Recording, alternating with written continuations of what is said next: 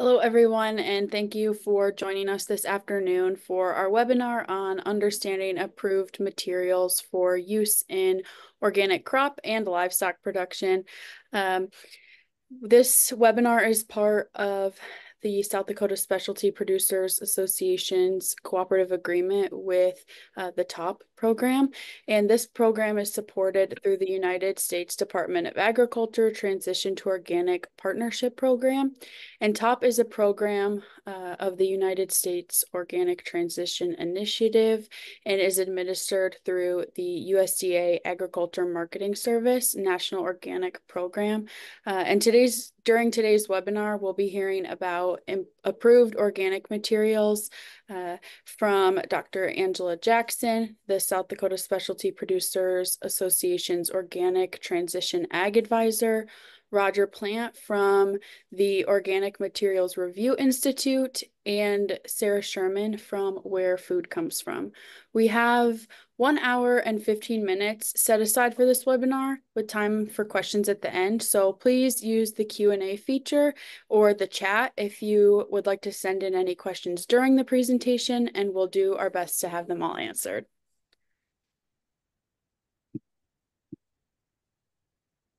Okay, thank you, Morgan. So welcome, everyone. Like Morgan said, I'm Angela Jackson, and I am the South Dakota Specialty Producers Association Organic Ag Transition Advisor. So in this role, I assist producers in South Dakota who are interested in transitioning to organic.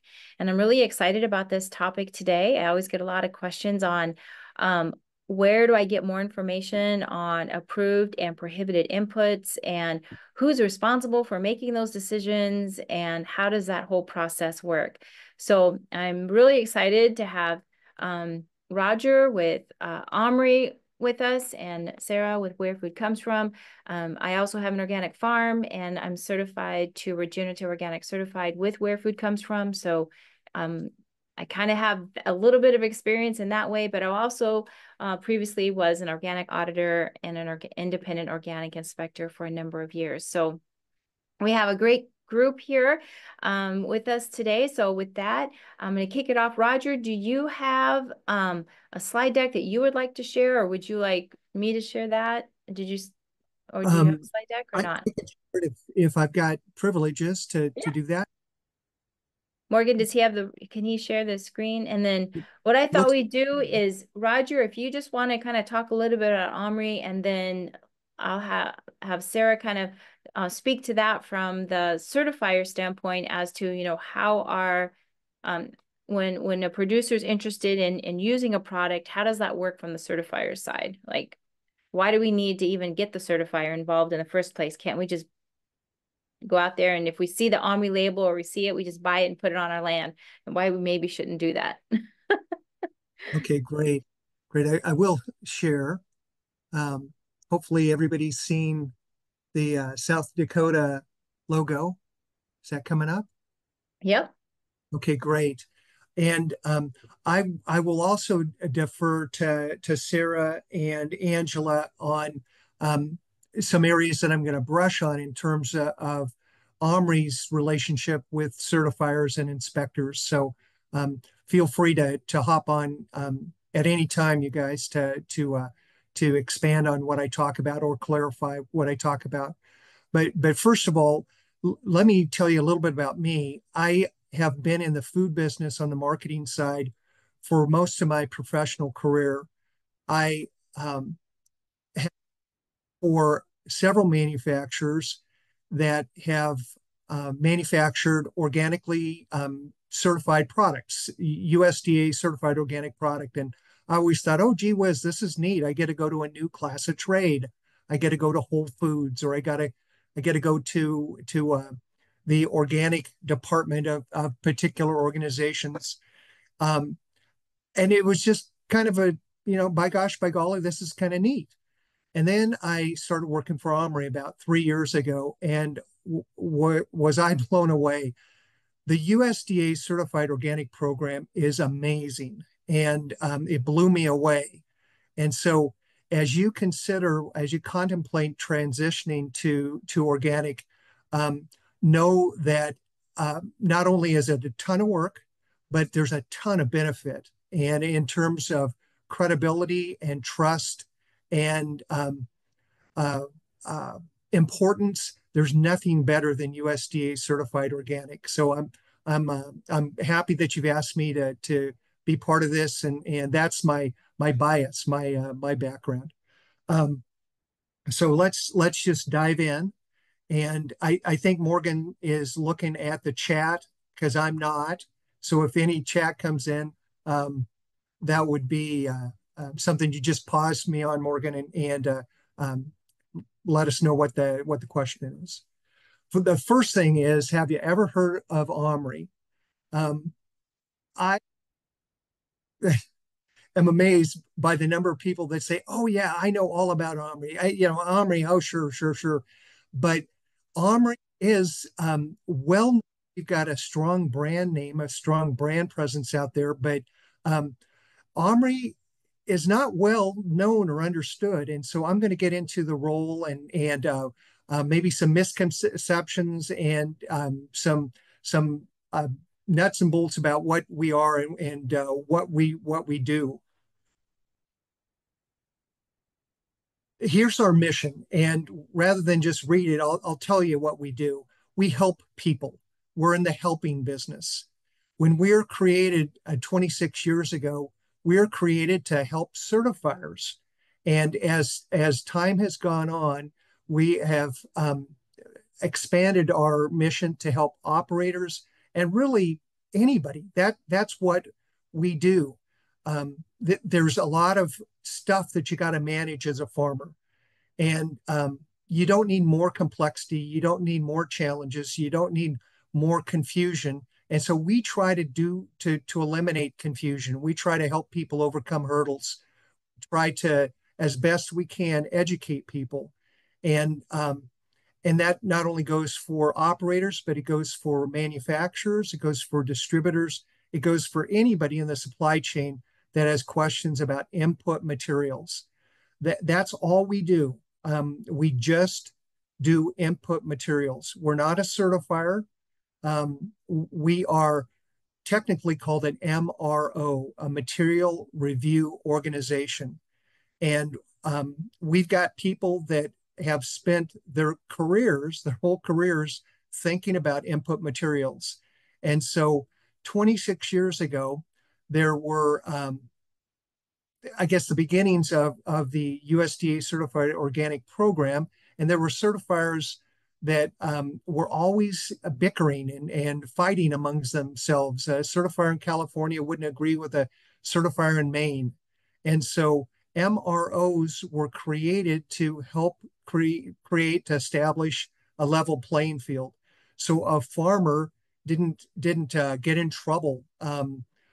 So a manufacturer didn't get confused. So there was consistency and a regular approach to the marketplace, using MROs as kind of not a referee and not really a watchdog, but someone that interpreted the regulations established by the USDA. And I'll get into that in a little bit. But certifiers created us. They said help, and OMRI was created 26 years ago by two people, one with a pickup truck with a bunch of records in it that drove up to Eugene, Oregon, and the other person that lived in Eugene, Oregon and didn't want to move. And that's how OMRI got started, with the help of a couple manufacturers, but a whole bunch of certifiers. Here's a list of a few certifiers out there. We'll get into a whole bunch more folks that are out there. But in terms of what certifiers do, I think it's important to start at a 30,000 foot level. And Sara, you could definitely come on and help me if you see me struggling. But it creates the rules. Certifiers are independent, but they are by and looked at and audited by the USDA. OMRI, which comes into the mix, we're audited every year by the USDA to make sure that we're doing the right things. The certifier has to do the right things, and it all comes down to the USDA rules and regulations. We don't create these rules and regulations. The certifier doesn't. It's the USDA. The certifier really does get the final call on inputs if they're allowed or not. And so, regardless of what I say, regardless of how excited I get about OMRI, the certifier is the person that makes the final call. OMRI helps the certifier when the certifier asks to look at these ever-changing dynamic inputs and regulations, so they don't have to create a department to do what we do. Many do, but even those that have invested in the infrastructure to have a MRO department, they access us, and they acknowledge the fact that we spend all of our time, 100% of our time, with inputs and thinking about the regulations as they pertain to inputs. So you've got the USDA, you've got the certifiers, then you've got the operators, the people that are hoping to become certified USDA organizations with listed products. Then you've got the retailers and consumers. There's lots of information that goes back and forth. It's a pretty good system. And OMRI interacts with the NOSB, the National Organic Standards Board, as well as the USDA, as well as certifiers. Here's a little bit different pictogram of how this whole thing starts. And if you're a transitioning operator, number one is you got to pick out a certifier. And it's kind of important because the certifier you pick out with, you better like them because you're going to be with them for as long as you are a farmer. I mean, you could change, that happens too, but it's good to have a good working relationship with the certifier that you pick. You've got a bunch of paperwork to fill out. You've got some fees to pay for. You're going to be reviewed initially to see if you need to make changes, if there's problems with your inputs or the way that you're handling products. You'll be physically inspected. There's a chance to make adjustments and to get things right. It's not a one and done.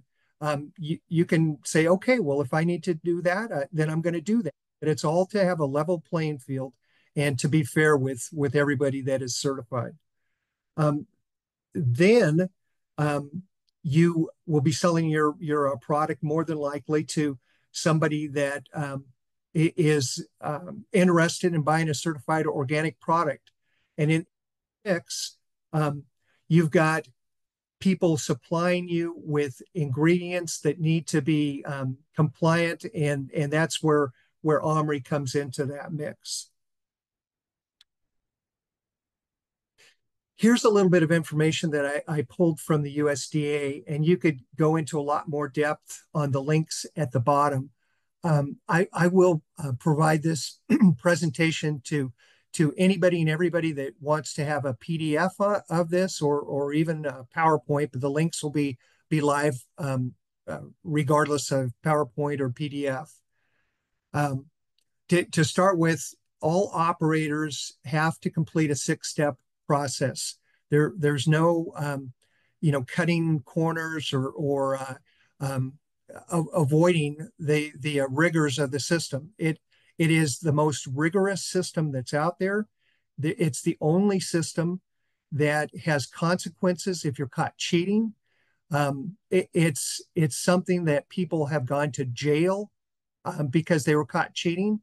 Not to scare the farmers, but on my side of the business, typically with manufacturers, there's people that have paid huge fines and are in jail to this day because greed got a better grip on them than being transparent and honest. Here's the steps that you have to go through to become USDA certified organic. You've got to adopt organic practices. You've got to get to work with a certifier. The certifier works with you on your initial application, so on and so forth. Bottom line is the certifier is the person that makes the call. There's certifiers from coast to coast.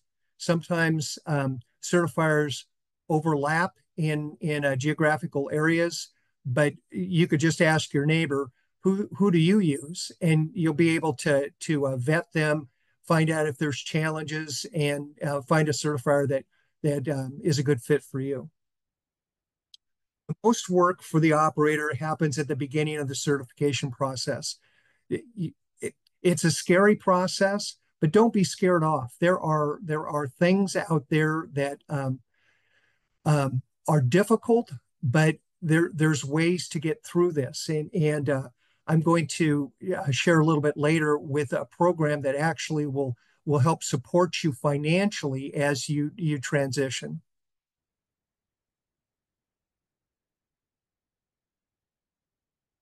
Here's a little bit more in-depth information on why is it necessary for MROs. Not necessarily OMRI, but OMRI or Washington State or CDFA or your certifier that actually reviews your materials. If you want to become an organic certifier and you use the wrong potting soil, you got to start all over again. There's consequences, and all of a sudden, something that you've worked hard for, like getting your ground prepared for organic farming for 3 years, you're going to have a tremendous setback. And so, OMRI is the flux in the middle to help the certifier determine if the product is allowable, if the product is compliant with regulations. Here's another pictogram, and you could start anywhere on here, but an OMRI list is the gold standard. If you see packaging with an OMRI listed product on the surface, it's something that the certifier is going to take note of. It's on the surface something that when like a salesperson comes up and says, hey, you should use this product that's OMRI listed, it's the start. And I'll show you how to find out if people are actually using that statement, hey, it's OMRI listed, truthfully. And so you're in control of your own destiny. You could figure out, okay, this guy told me the truth. Okay, I can use this product if the certifier says it's okay. In terms of certifiers, these are the certifiers that subscribe to us. And Sara's company is a subscribing OMRI certifier, which means that they pay OMRI to help them with technical issues, help them with regulatory questions, so on and so forth.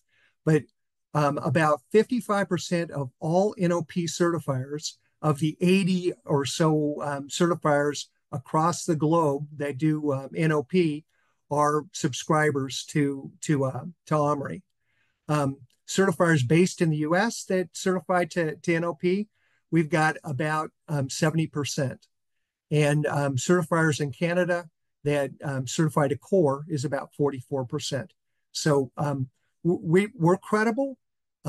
We've never had a lawsuit that has not prevailed in our behalf. I mean, people argue all the time and sue and so on and so forth, but what OMRI says is trustworthy.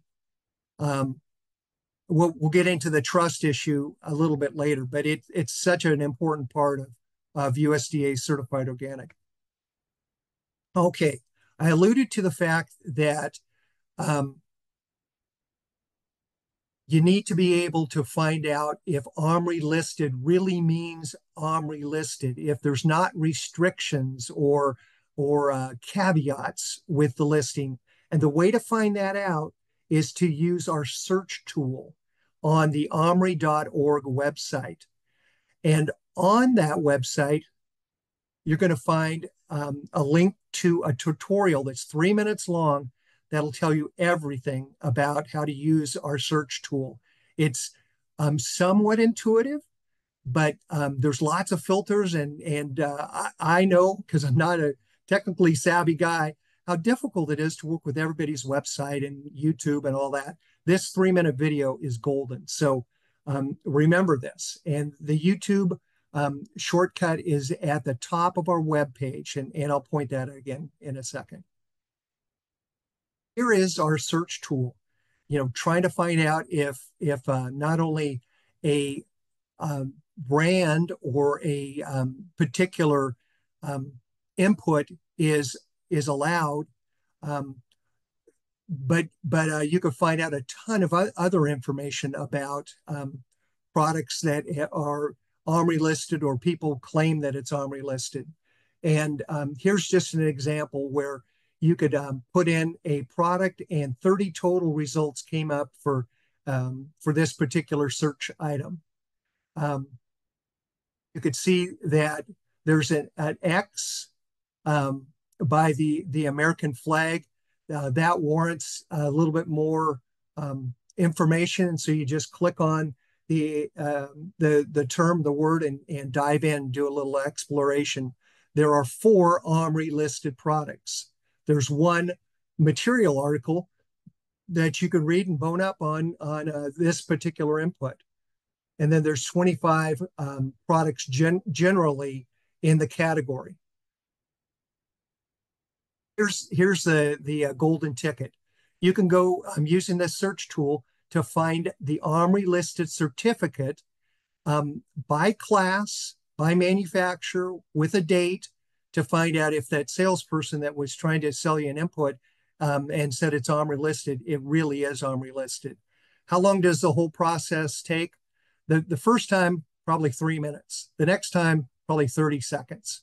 So it's not that complicated after you figure out how to do it. And that tutorial will show you how to do it. There's something else. You guys are one of the first, because this is just being announced right now. If you're considering biopesticides, we are now working with a company called Cabby. They're over 100 years old. They're based in Switzerland. They have typically worked with third world countries in helping them minimize the use of highly toxic pesticide products. And they've got a topical database now that has OMRI listed products on there.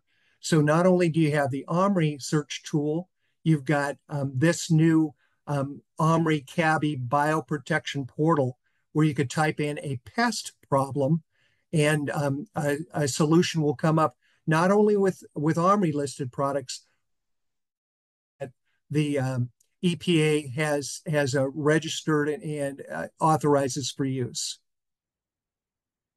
Here's the page that I was referring to. Type in your country, Canada, US, Mexico, type your search. You first put in your occupation, that'd be farmer. Then you could put in something, let's say for corn, and then a specific problem that you've been having with pest with the corn. And again, on that website, you'll be able to click on the OMRI product that's listed, and it'll take you right to the certificate to double check to make sure that the listing is still applicable, if there's any restrictions, if there's anything that you got to worry about. Here's the homepage that I was referring to. And at the very top of our homepage, you could see the YouTube link, the little icon that's second from the right there in the blue.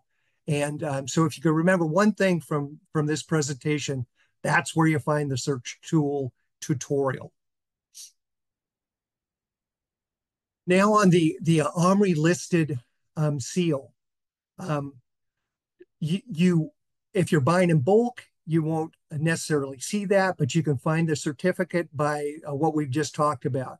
An OMRI listed product that you see at a distributor or maybe a Home Depot or something is probably legal. It's probably legit. But I would always check to see if they are still listed. You're probably not going to be surprised, but people cheat, and people use our seal improperly, or or they're not listed at all, never been listed. And we work hard to clean that up. But there's a lot of cheating going on out there. Here's some other tools. We've got, besides our digital tools, we've got written tools.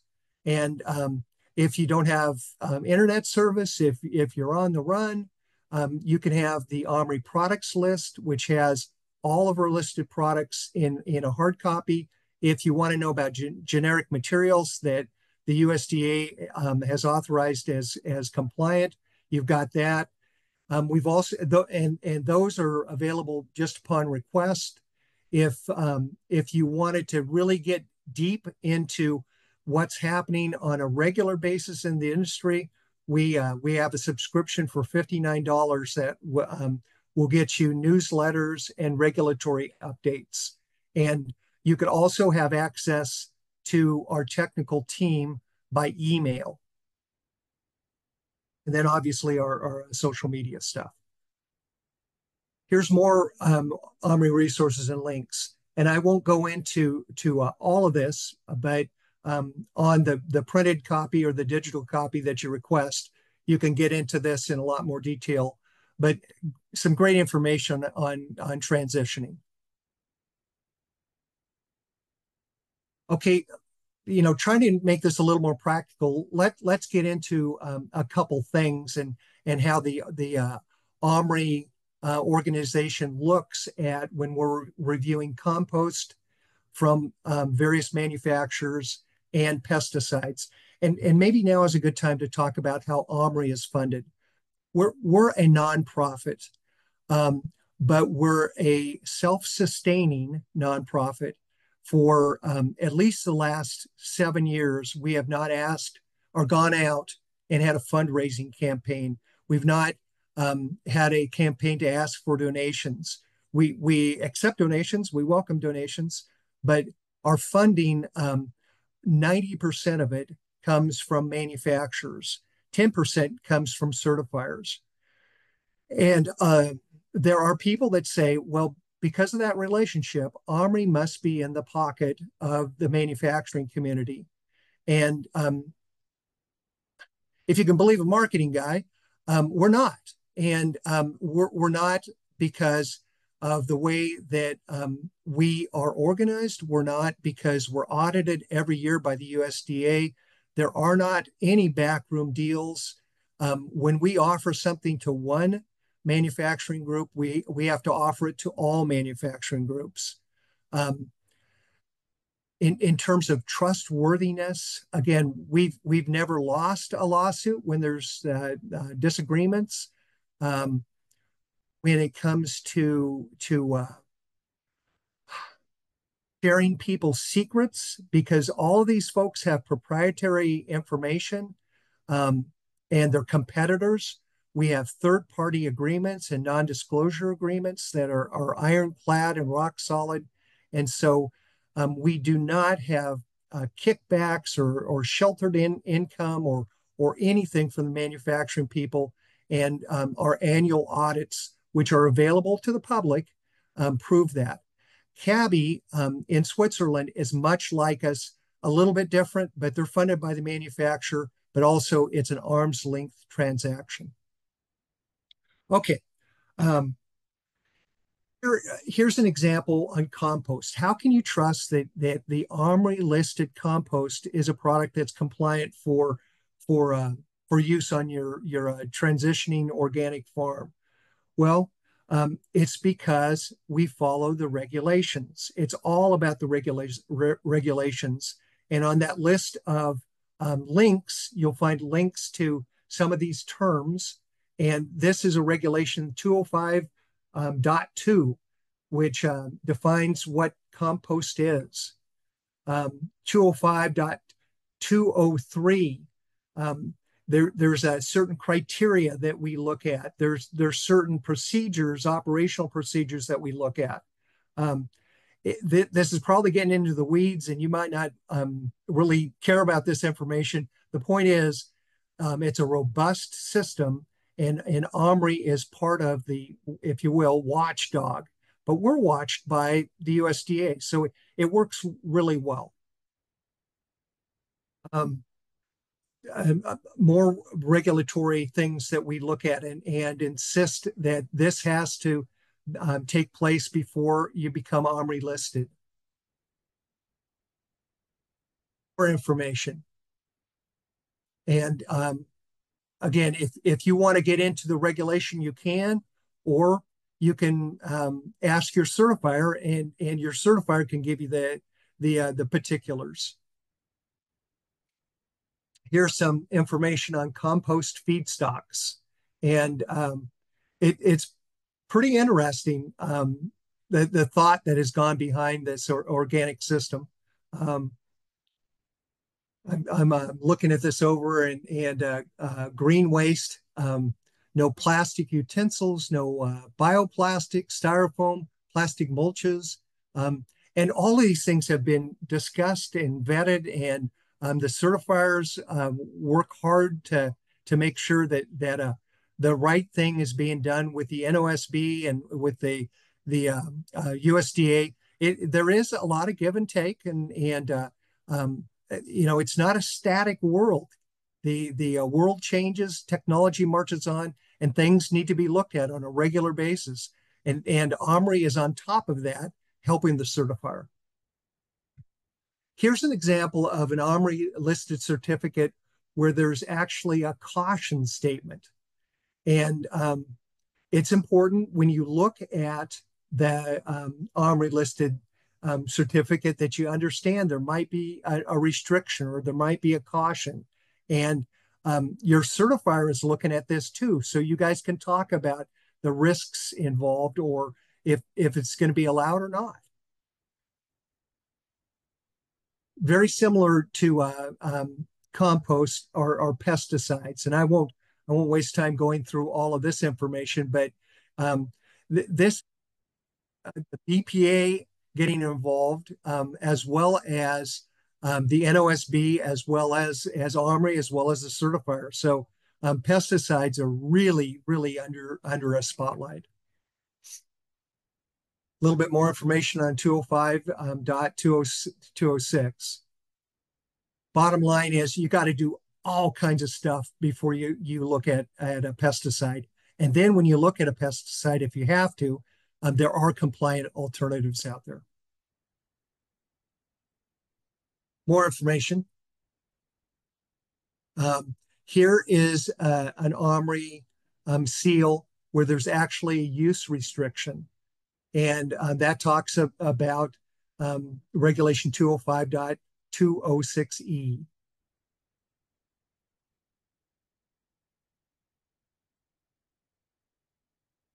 More information on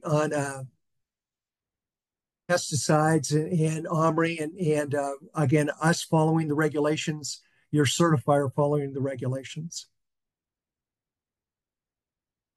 This page refers to not only our digital resources, that database, but also our printed books, where we have a particular class that's broken down in the printed publications to make it easier for you to find. The digital is a lot quicker and a lot simpler to navigate. Okay, that's the end of my presentation. Let's see if I can figure out how to unshare.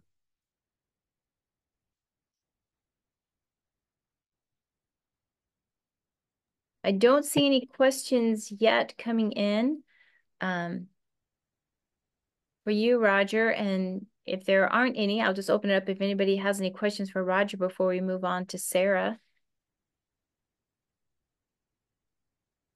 And if there is anybody that wants the information on funding during transition, let me know and I'll email that to everybody, as well as my presentation. But it's a good program, not part of the top program, but it's super valuable. And if you need support, this is a good way to get support. Awesome. Morgan, I didn't see any questions in the chat, so. Me neither. Okay, with that, I am excited to introduce Sara with Where Food Comes From Organic. She's with the certifying body, and she can talk a little bit about the role of the certifier in the inputs review process. And I'll share those slides, Sara, real quick here.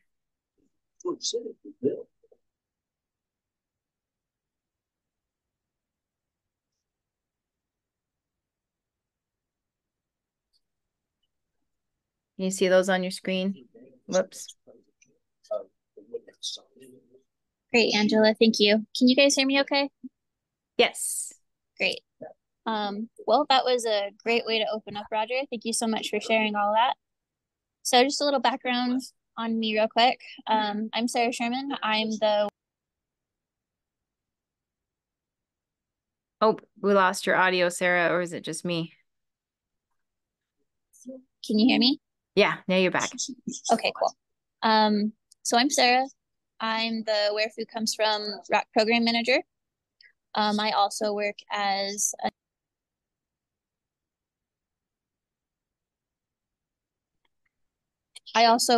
a organic inspector for Where Food Comes From, and I do technical review.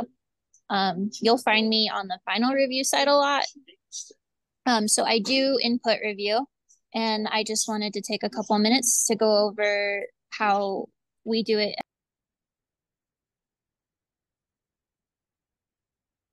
CB level. Sorry, it keeps knocking me or muting me. Okay, so just real quick, when should you supply an input for review?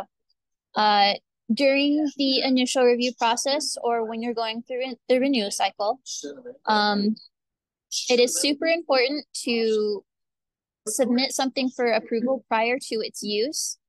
I'll say that's probably one of the big things that we give out minor noncompliances for, is when we are in inspection and we notice inputs that are in use that haven't been approved. When the intent for the input changes, can't think of any examples right off the top of my head, but when we're going through our review process, we're only approving it for specific uses. I guess, for example, if you wanted to use a seed treatment in something else, we would have to go and see if that would be acceptable. In our policy, if it's over 5 years old, it hasn't been reviewed for 5 years, we will do the same review process. Next slide, Angela, please.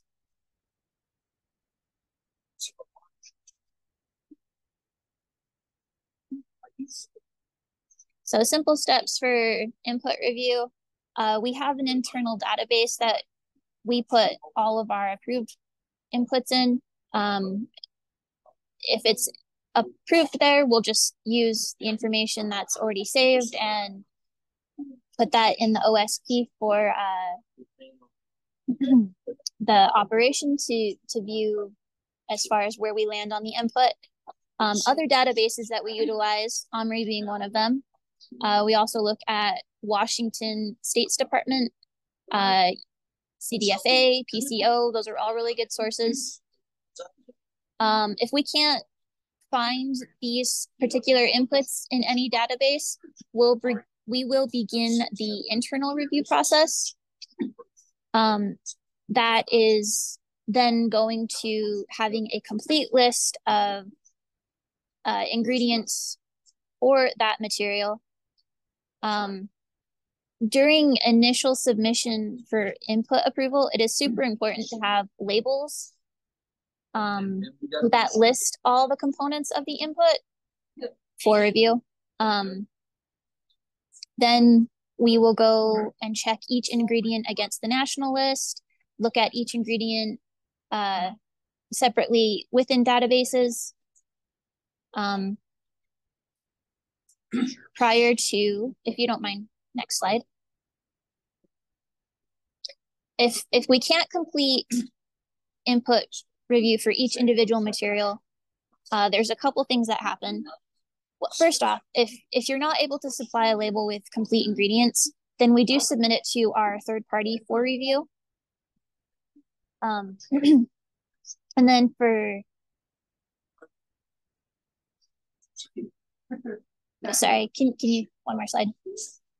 If the individual ingredients cannot be verified themselves, that is then also going to initiate third-party review. We send all the information that you supply us to third-party review. And in this process, there is a $100 fee that we require to complete this process. You don't mind, last slide. This is a screenshot of the materials list. We have all of our operations list all inputs that they use on farm in facility. This is master list of where we communicate, where client communicates with us and where we communicate with them. You can see that materials listed. We have a place for label, manufacturing information, and then we get into the certifier only, where we'll say allowed, restricted, not approved. The third to last column, or fourth to last column, is our internal database code.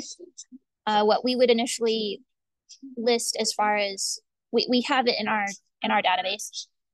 And then the very last column, you would see the restriction. So for example, if we were looking at something in OMRI, the restriction that they have listed will typically fall there.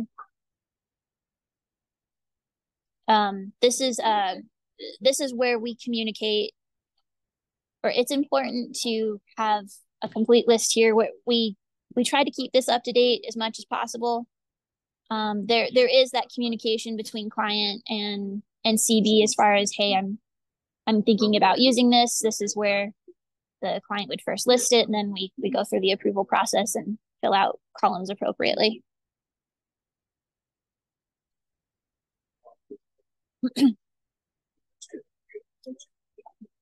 So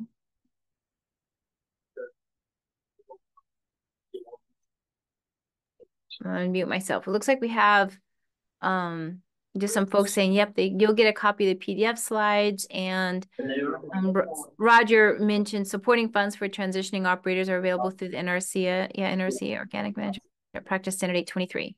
Thank you. Yeah.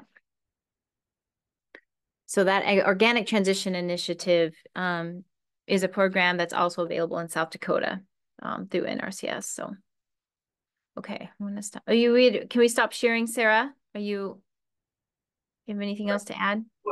No, okay. It's just keeping in communication with CB, and but conversation between CB and client are super important as far as getting approvals taken care of. And like I was saying, one of the bigger minor non-compliances that we send out is when we find an input that's been in use prior to approval. Yeah. So Sara, that brings up the question that I get asked a lot is, when a producer is transitioning to organic, at what point in the process should they contact, let's say if they're interested in certifying with your organization, at what point should they contact you and start that conversation? So that would be a conversation that we would have as you're coming on with us. We would get a complete list of all inputs that you use on farm. You wouldn't be docked for using things that are in practice, during the transition process and coming on with us, because, we're getting to know each other, right? It would just be important to be transparent about everything that is in use at that point. Okay. So would you recommend like a year in advance? I mean, as they're coming into their last year of transition, what kind of time frame should they, because I've heard like it takes like, once you apply, you can take up to 6 to 7, 8 months to get certified. So at what point should they reach out? Upon application. Okay. At least the process with us, you're filling out your OSP, and this is that one particular worksheet, 1.6, is where you're going to list everything that is in use. If you are thinking about adding anything to that, let's go through the approval we would have to go through the approval process for each input that you list, just as a part of our internal review process, right? So everything should be disclosed at application. Yeah. Okay.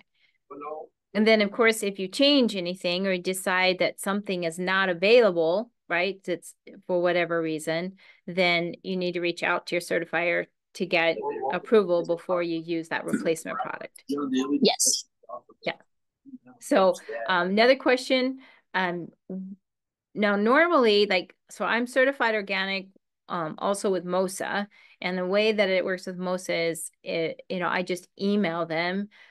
Is that typically how it works with most certifiers? You're working directly with someone, or do they email you directly, Sarah? Or how does that work, communication wise?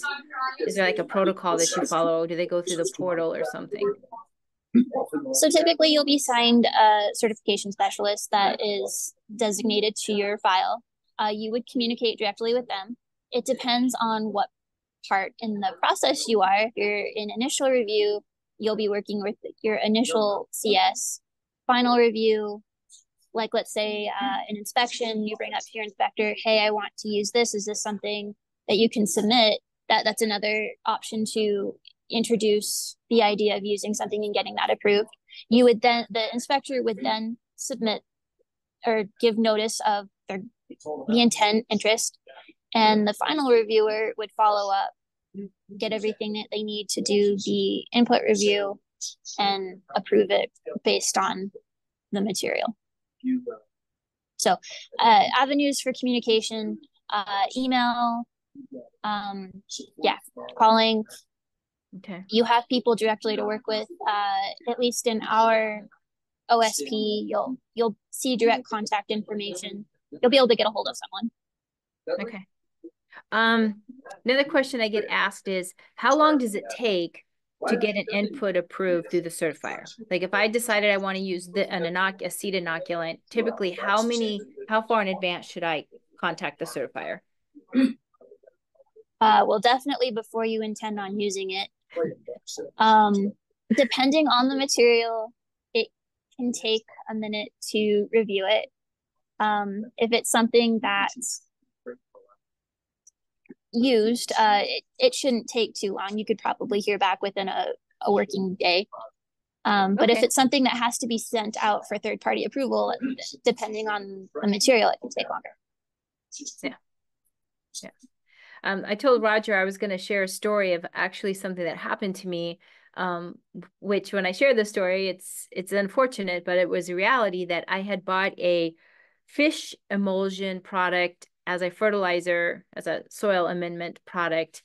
And it was, at the time I bought it, OMRI listed.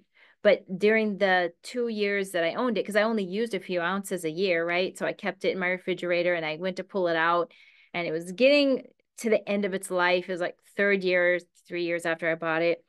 And this registration had been pulled in the last year. And I had used that as an amendment. And of course, when my certifier came, and I didn't even think to look at it, to check the registration, that the registration had been pulled or expired. So that's another thing to think about, is if you have inputs around for a long time, and you should check those, and Sarah, I don't know, as a certifier, do you guys stay on top of that stuff, or is it up to the operator to make sure that it's still okay to use? Because I got a non-compliance for it, and even though I didn't feel like it was my fault. Well, that's where it gets a little hairy, I guess. I did state that we do, when we are going through the renewal process, we are looking at those timestamps for approval for inputs. If it's coming to the 5-year mark, we'll do the whole review process for that particular input. But we have so many different, it's kind of hard to stay up on top of all of those, right? Yeah, it is. And I was like, if the certifier is not regularly reviewing those things, and it just happened that this product was delisted just a few months before, my inspection, but I had used it, and it was a really aha moment for me, because I'm like, wow, I have a lot of fish fertilizer and other type of amendments, both granulated and liquid, in my cooler space, that I only use a few ounces a year. And so I have it around for a long time. So we should be reviewing, you know, just as a farmer, you should just be staying on top of that better, especially if you're keeping things around for a few years.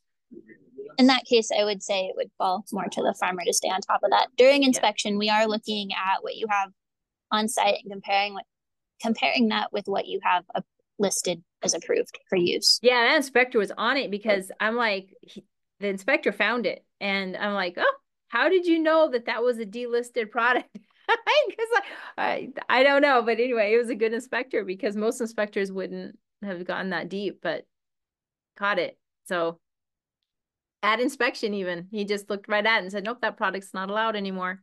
So, well, so not necessarily. Inspections are a good thing because it calibrates, right? Yeah. If we need to make some changes, oh, I didn't realize that was a problem, right? We shouldn't fear inspection. Yeah. But yeah, I know when I go to most of the time when I go to places, I do look for the OMRI logo on the inputs. It helps me as a farmer. It gives me a sense of, okay, I trust this. But then I also, as a second level, I do what Roger suggested is I go to the website, I search for it, I look to make sure that it's still listed, it's all up and up. Because people do fraudulently apply the OMRI logo on packages. I've seen it. And it's really sad that have to report stuff like that, but it does happen. And people will say, well, I didn't know. And I said, well, you can't just put a logo on something like that and you not know.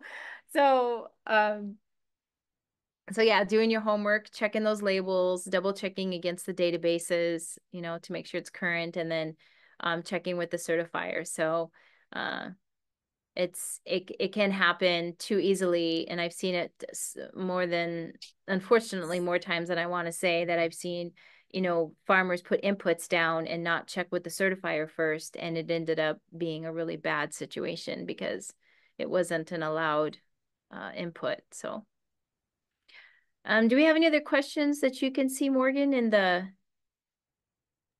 chat? No, we're right at the top of the hour, 12:53. We're a little bit early. Sara, do you have anything else that you'd like to add from your side of things regarding anything we talked about, or the input approval process, or maybe just about a little bit more about your organization, where you're located, and how long you've been around? Yeah, Where Food Comes From has been around for a while. One of the cool things about them is bundling different certification standards. We certify to organic. We also offer regenerative organic. That is an inspection that can be done together. There's lots of different schemes that are offered. We have talented, highly trained inspectors. We are based out of Colorado and serve the main US. We do have just a small handful of clients over in the UK, in Europe, making our way out there. Do you do anything in Canada? Do you certify in Canada too to core? Or? We dropped that certification. Okay. We didn't have enough up there to justify keeping core. We'll certify organically up there to organic standards if there's an interest, but I haven't heard any interest. I would say biggest reminder is let your CV know before you use an input. Get that approved prior to use. That, if I can't stress anything, just that. Yep. That's the best advice ever, is yeah. So I'm sure that that's a big part of your business. You're very busy because there's a lot of different inputs out there, but that database that you showed is really nice. So you don't have to reinvent the wheel every time. You have a record of who did the review, if it's approved. So if it's on that list, it should be a pretty quick turnaround time answer. I know is looking it up and making sure it's okay and responding back to the farmer. Yes, if it's been approved prior. Mm-hmm. If not, then it can take a minute depending on the input. another quick story is I applied for an input, and it was not currently on the databases. It was not OMRI listed. And I had to, so the CB put it back on me to contact the manufacturer to get the list of inert ingredients and all of this stuff, because it didn't list the inerts and it didn't list a bunch of stuff. It was like 97% other, or it was really disappointing when they do that. So when I reached out to them, they said it was a proprietary recipe and they would not disclose it to me as a farmer. So then I said, well, would you disclose it to the certifier? And, you know, they said no, that it was a proprietary thing. So Sarah, have you ever come across that situation where manufacturers just, when you're in that review, it's like, nope, it's proprietary recipe. We were not letting anybody see that. And then of course I couldn't use it because we couldn't get those inerts. Yeah, we have come across some hard noses. If I remember correctly, at least one of them ended up having to find a different input to use just because we couldn't verify it. So at some point, you know, the manufacturers kind of, you know, cutting themselves short if they're not willing to be, you know, more helpful. Yep, that's what happened to me. They told me I couldn't use it. And I was like, oh, darn, because I really wanted to. Roger, you had something to add? Yeah, coming from the manufacturing side, we hated to give out this family secret information. But don't discount the fact that as an operator, as a farmer or a rancher, you've got clout. And if you say to them, OMRI has a third-party confidentiality agreement that is ironclad.